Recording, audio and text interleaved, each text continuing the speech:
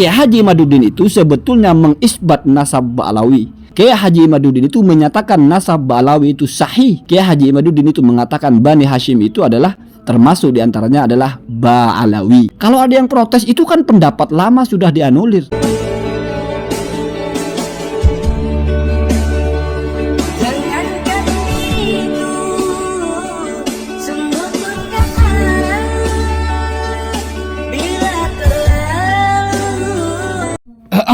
Jadi perhatikan ini ya. Dulu tahun 2017 Kiai Haji Imaduddin Al-Bantani itu menyatakan Ba'alawi ini adalah keturunan Rasulullah SAW.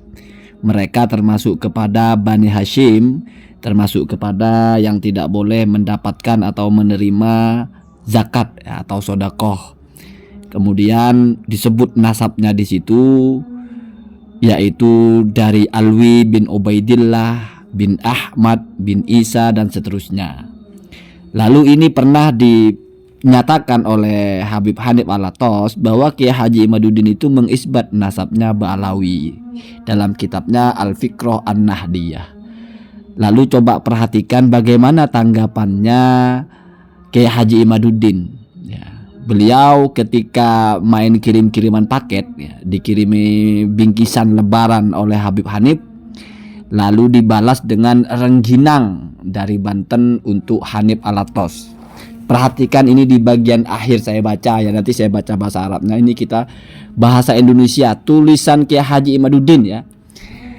Kelima, Hanif mengutip pendapat penulis ya. Maksudnya penulis itu berarti Kiai Haji Imaduddin, tentang yang tidak boleh menerima zakat dalam kitab penulis Al-Fiqroh An-Nahdiyah. Di dalam kitab tersebut memang penulis menyebutkan bahwa sebagian dari Bani Hashim adalah Ba'alawi dengan silsilah yang sama dengan nasab Habib itu.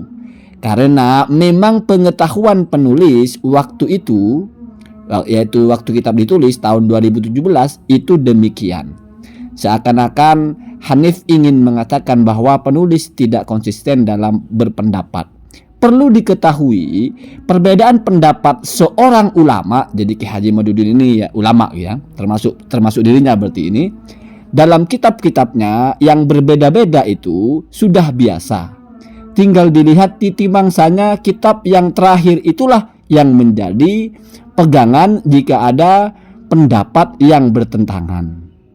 Dan pendapat penulis tentang nasab Ba'alawi itu telah penulis anulir dalam kitab penulis yang lain, yaitu kitab Al-Bayan Az-Zahabi dan kitab Al-Muqtafi Syarah Nahyatuz Zain juz 1. Nah, jadi ini ceritanya Kiai Haji Imaduddin itu punya dua pendapat. Awalnya tahun 2017 mengatakan Ba'alawi itu sahih. Itu diakui ya. Kemudian selanjutnya menolak pendapat itu, artinya rujuk dari pendapat itu. Di kitab berikutnya beliau mengatakan tidak sahih. Mana yang diambil? Yang terakhir. Lalu ada apa tentang At-Turbani? Kiai Haji Imaduddin malah mengambil yang pertama. Kenapa nggak ngambil yang kedua? Katanya kalau ada ulama berbeda pendapatnya dalam tulisan-tulisannya, yang diambil yang terakhir. Giliran At-Turbani, kenapa yang diambil yang tahun 2012? Kenapa bukan yang setelahnya yang sudah rujuk dari pendapatnya?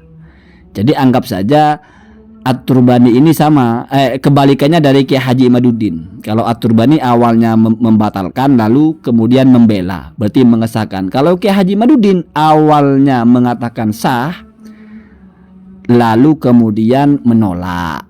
Nah, mestinya kalau Kiai Haji Imaduddin itu ingin menegaskan bahwa ya biasa orang berbeda pendapat itu, tapi yang diambil yang terakhir, ya jangan ngambil pendapatnya At-Turbani yang pertama, tapi ambillah yang kedua. Begitu Pak, kalau kita mau gawangnya jelas, nggak pindah-pindah. Ada yang bilang, ya jangan-jangan menurut Kiai Haji Imaduddin itu hujah yang pertama itu lebih kuat. Sementara At-Turbani ketika merilis pendapat terbarunya mungkin hujahnya dianggap tidak kuat. Artinya Kiai Haji Imaduddin tetap mengambil pendapat At-Turbani yang pertama. menolak pendapat yang kedua. Ini sama dengan misalnya ada qaul Syafi'i qadim, qaul jadid. Kan ada itu qaul jadid itu yang ditinggalkan, justru tetap diambil qaul qadimnya.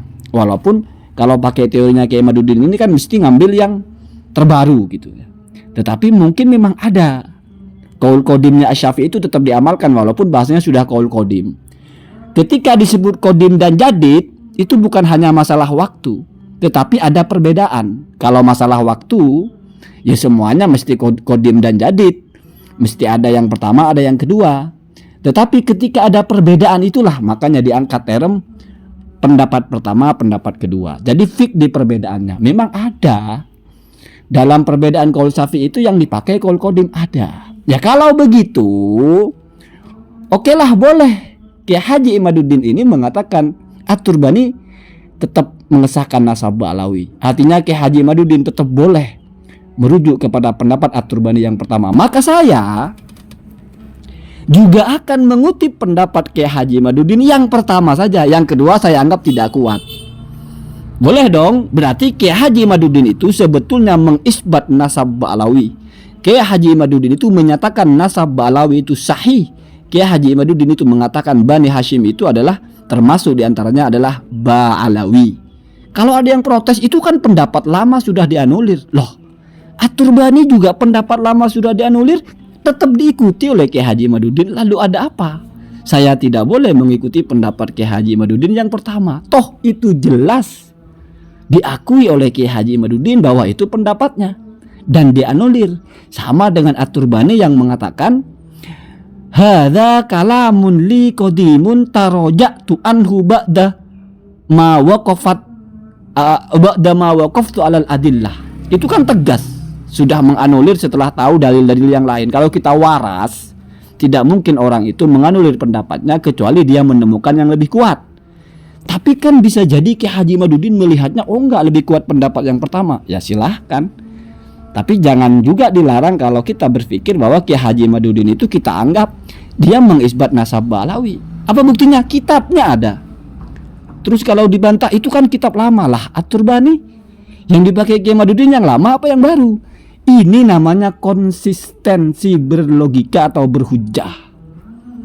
Itu namanya musallamat, hal-hal yang kita sepakati. Artinya tidak bisa dibantah oleh pihak manapun. Tapi kalau ngeyel, oh itu lain.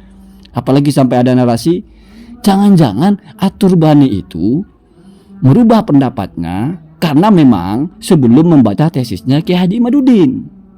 Ya sama dengan ketika Gus Bahak bilang begitu. Oh itu video lama, belum menyimak tesisnya Kiai Haji Imaduddin. Pak, bagaimana mungkin At-Turbani baca tesisnya Kiai Haji Imaduddin? Toh kenyataannya Kiai Haji Imaduddin itu di bawahnya At-Turbani. Apa buktinya? Kiai Haji Imaduddin merujuk atau mengikuti pendapatnya At-Turbani, menjadikan itu sebagai referensi. Ya lazimlah lah ya, siapa yang mengutip itu mesti yang di bawahnya. Kayaknya jarang ada orang di atas dalam keilmuan mengutip orang yang levelnya di bawahnya gitu.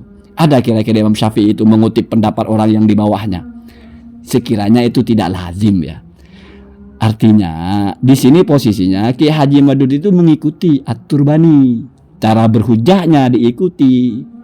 Ketika di situ kitabnya Tuhfatul Zaman itu ketika bahasa amudah diartikan iddia, itu At-Turbani merilis bagaimana bisa begitu dan oleh Kiai Haji Imaduddin itu diikuti.